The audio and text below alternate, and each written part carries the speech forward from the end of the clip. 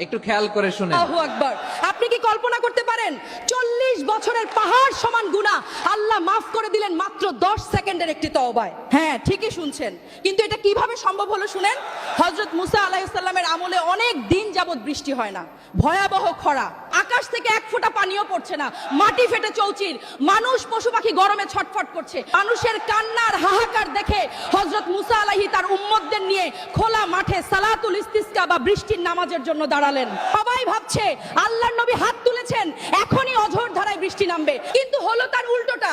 বৃষ্টি তো হলোই না, বরং রোদের তাপ যেন আরো বেড়ে গেল, আগুনের মতো গরম বাতাস বইতে শুরু করলো। নবী মুসা অবাক হয়ে আল্লাহকে জিজ্ঞেস করলেন, হে আল্লাহ, আমরা তোমার কাছে বৃষ্টি চাইলাম আর তুমি তাপ বাড়িয়ে দিলে, কারণটা কি? আল্লাহর পক্ষ থেকে জবাব এলো, মুসা, এই ভিড়ের মধ্যে এমন একজন পাপিষ্ঠ ব্যক্তি আছে যে গত 40 বছর ধরে টানা আমার নাফরমানি করছে। তার একটা গুনাহের কারণে আমি আজ